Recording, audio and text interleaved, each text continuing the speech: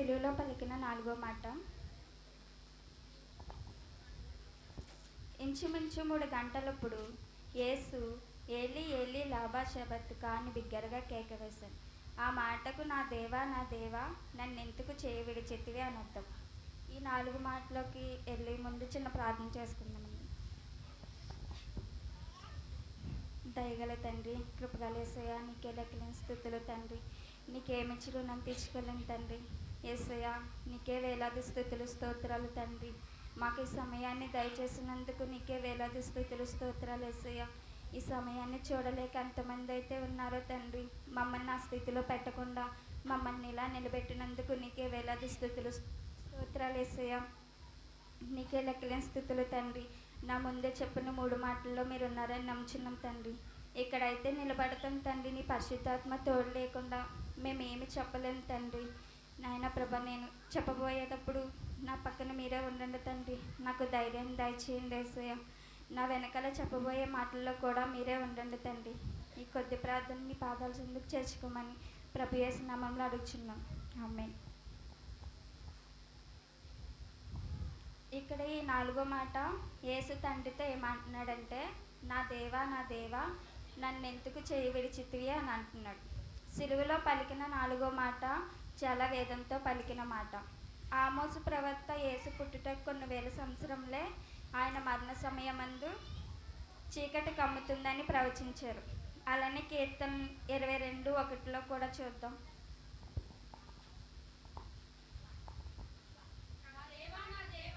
నా దేవా నీవు నన్నెలా విడనాడితివి, నన్ను రక్షింపక నా అద్దధ్వని వినక నీవేళ దూరంగా ఉన్నావు. అలే మార్కు 15:34 కూడా చూద్దాం.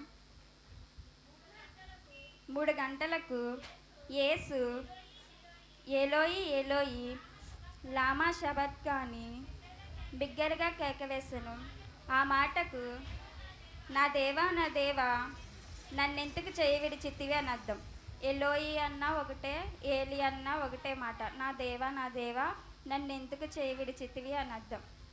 ఇక్కడ యేసుప్రభు వారు ఎందుకు ఈ మాటలు పలకవలసి వచ్చిందంటే, యేసుప్రభు వారిని సిలువలో బంధించి ఎన్నో బాధలు పెట్టి కొరడా దెబ్బలు కొట్టినప్పుడు, ఎంతో హింసించినప్పుడు ఆయన వేదంతో బిగ్గరగా కేక వేసి నా దేవా నన్నెందుకు చేయి విడిచితివి అని పలికారు. కానీ ఆ సమయంలో తండ్రి అయిన దేవుడు యేసుప్రభు వారిని విడిచిపెట్టేశారు. ఆయన ఏ తప్పు చేశారని సిలువలో బంధించారండి. ఆయన ఏ తప్పు చేయలేదు కదా. యేసుప్రభు వారు ఎవరి కోసం ఆ శిక్ష అంతా భరించారండి? ప్రత్యేకించి నీ కోసం నా కోసమా? లేదు కదా. ఇక్కడ ఉన్న వారిలో కొంతమంది కోసం కూడా కాదు, అందరి కోసం, సర్వలోకం కోసం మన పాపాలు పోవాలని ఆయన సిలువలో మన కోసం శిక్షను మౌనంగా భరించారు. మన కోసం ఎవరైనా ప్రాణం పెడతారండి? పెట్టరు. కన్న తల్లిదండ్రులే, ప్రాణ స్నేహితులే ప్రాణం పెట్టరు కదా. అలాంటిది మన యేసయ్య మన కోసం ప్రాణం పెట్టారు. మన పాపాలు పోవాలని, మనం క్రీస్తు బాటలో నడవాలని తన ప్రాణాన్ని మన కోసం అర్పించారు. మత్తయి 20:19 చూద్దాం. ఆయనను అపహసించుటకును, కొరడాలతో కొట్టుటకును, సిలువ వేయుటకును అన్యజనులకు ఆయనను అప్పగించారు. చాలు చూసారండి. ఆయనను బంధించి వారిని అపహసించి వారిని బాధ పెట్టిన యేసయ్య ఒక మాట అయినా పలికారా? లేదు కదా. అక్కడ ప్రధాన యాజకులకు కూడా వ్యతిరేకంగా ఒక మాట కూడా పలకలేదు. అక్కడ అన్యజనులు ఉన్నారు, కానీ అక్కడ ఉన్న జనం చాలా క్రూరత్వంతో నిండిపోయి ఉన్నారు కదా. మన యేసయ్యను చూసి జాలన్నది కూడా లేదు కదా. అలానే కీర్తన 105:18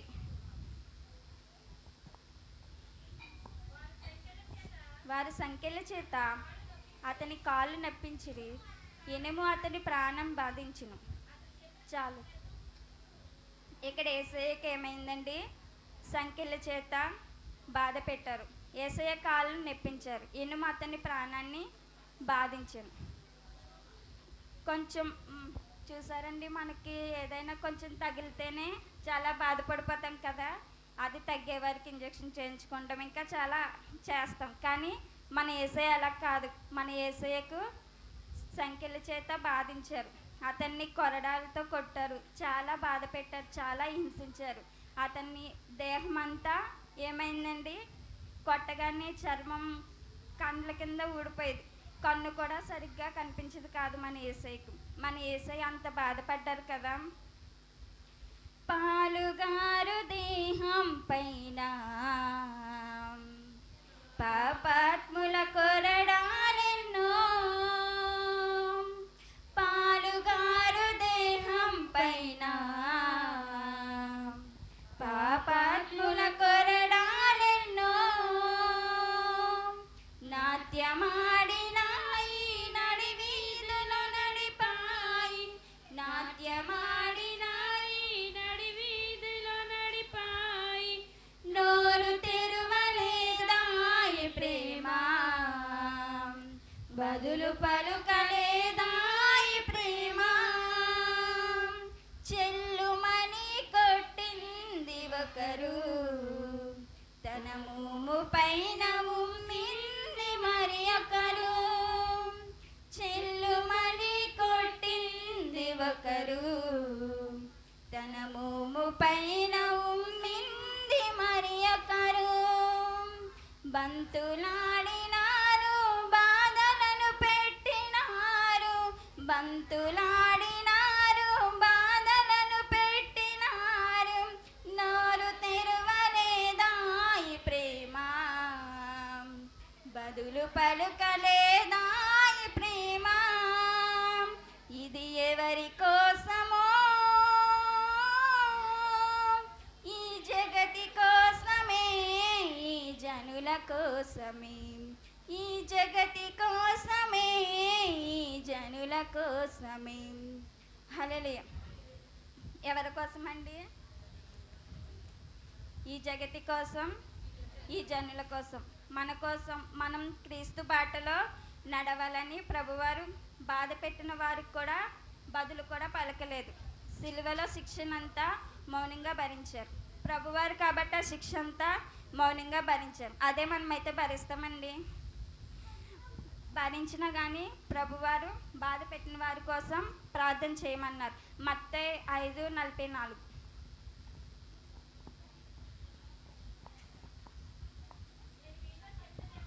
నేను మీతో చెప్పినది ఏమనగా, మీరు పరలోకమందున్న మీ తండ్రికి కుమారులై ఉండునట్లు మీ శత్రువులను ప్రేమించుడి, మిమ్మల్ని హింసించిన వారి కొరకు ప్రార్థన చేయడి. మనల్ని బాధ పెట్టి వారి కోసం, హింసించిన వారి కోసం ఏం చేయమన్నారండి? మనం చేస్తామా? అదే ఆయన ప్లేస్లో మనం ఉంటే అంత బాధను భరించగలమా? ఎవరైనా మనల్ని చిన్న మాట అంటేనే అసలు ఊరుకోం, తిరిగి ఏదో ఒకటి అనేస్తాం. కానీ మన యేసయ్య మన కోసం సిలువలో నలగొట్టబడ్డాడు, ఎంతో హింసించాడు, ఎంతో బాధపడ్డారు, కొరడా దెబ్బలు తిన్నారు. మన యేసయ్య ఎంత గొప్పవాడండి. హల్లెలూయా. పడుకుండు వారందరూ హల్లెలూయా చెప్పండి. హల్లెలూయా, హల్లెలూయా. ఒక షాప్ ఉండేదంట, అది చిన్నప్పటి నుంచి చిన్నగా ఉండేదంట షాప్. అలా ఉండి కోల్దే డెవలప్ అయ్యేదంట. అక్కడ ఆ షాప్ ఉండి దగ్గర నుంచి ఒక బిచ్చగాడు కూడా ఉండేవాడంట. ఆ బిచ్చగాడు ఈ ఓనర్ని ఎప్పుడు ఏడిపిస్తూ ఉండేవాడంట. హల్లెలూయా. వింటున్నారండి? ఏం చెప్పానండి ఇప్పుడు?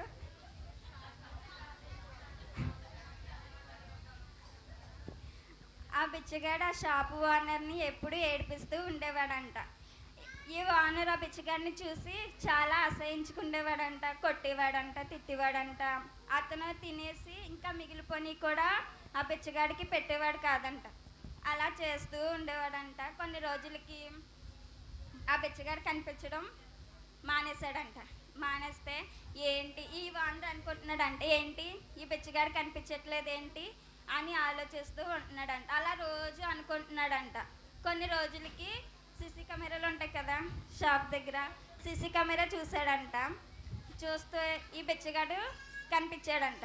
ఏంటి అని చూస్తుంటే ఈ బిచ్చగాడు, అదే షాప్ ఉంది కదా, షాప్ దగ్గరికి దొంగలు వచ్చారంట. దొంగలు వస్తే ఈ పిచ్చగాడు చూసి ఆ దొంగల్ని ఆపేశాడంట. అది వెళ్ళనివ్వకుండా లోపలికి. షాపులో ఏముంటాయండి? పప్పలు, వస్తువులు, డబ్బులు ఇవన్నీ ఉంటాయి కదా. ఆ డబ్బుల కోసం దొంగలు వెళ్ళిపోయేవారంట. వెళ్ళిపోతే ఈ బిచ్చగాడు చూశాడంట. ఈ బిచ్చగాడు చూసి ఆఫ్ చేయడానికి వెళ్ళాడంట. వెళ్తే ఆ బిచ్చగాడిని ఆ దొంగలు ఏం చేశారండి? గుద్దేవారంట, కొట్టేవారంట. అయినా ఆ దెబ్బలు తిన్నా కానీ అతను ఆ బిచ్చగాడు లెక్క చేయకుండా ఆ షాప్ని కాపాడడానికి ఆ షాప్ దగ్గరే ఉండేవాడంట.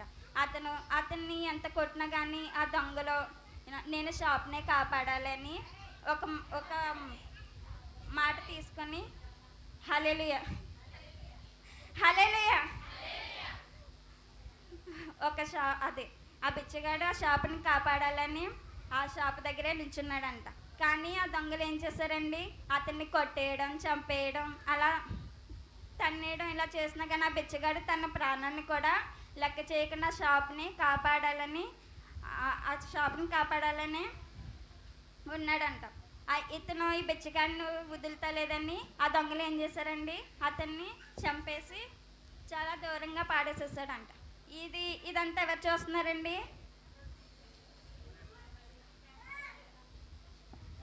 ఎవరు చూస్తున్నారండి ఇదంతాని? సీసీ కెమెరాలో వానర్ చూస్తున్నాడండి. వానర్ చూస్తుంటే అతనికి కళ్ళంట నీళ్ళు ఆగట్లేదంట.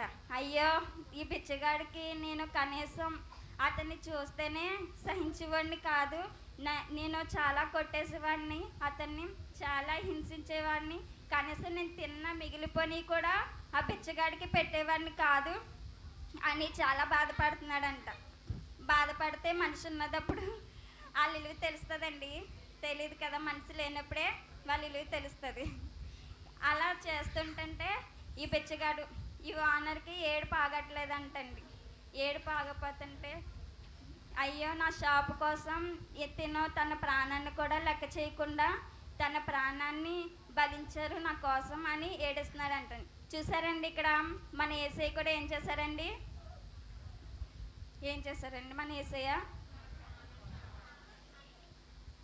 మన యేసయ్య కూడా తన ప్రాణాన్ని లెక్క చేయకుండా మన కోసం తన ప్రాణాన్ని అర్పించాడు. మన కోసం ఎవరైనా తన ప్రాణాన్ని అర్పిస్తారండి? అర్పించరు కదా. మన యేసయ్య లాంటి ప్రేమ ఎక్కడైనా ఉంటుందండి? ఉండదు కదా. తన ప్రాణాన్ని కూడా లెక్క చేయకుండా మన కోసం సిలువలో మరణించాడు. క్రీస్తు బాటలో నడవాలని మన కోసం తన ప్రాణాన్ని కూడా లెక్క చేయలేదు. మన యేసయ్యకు ఎన్ని స్తోత్రాలు చెప్పినా కానీ సరిపోవు కదండి. మన యేసయ్య ఎంత గొప్పవాడండి. మన యేసయ్యకు ఒక్కసారి అందరూ గట్టిగా చప్పట్లు కొట్టండి. హల్లెలూయా హల్లెలూయా హల్లెలూయా. కానీ మన యేసయ్య మనల్ని ఇలా నిలబెట్టి ఈ సమయంలో మనం ఇలాగున్నామంటే దేవుని కృప అండి. దేవుని కృప లేకపోతే మనం అసలు ఉండలేం. ఏ గడియలో ఏం జరుగుతుందో మనకైతే తెలియదు కదా. మన యేసయ్య మన కోసం తన ప్రాణాన్ని బలించారు కదండి. అలానే మరో వాక్యం చూద్దాం. లోక 23:31 చూద్దాం. అమ్మ టైం చూసుకోండి, కొంచెం చాలాసేపు అవుతుంది, మళ్ళీ మిగిలిన వాళ్ళకి సరిపోతుంది టైం. 23:31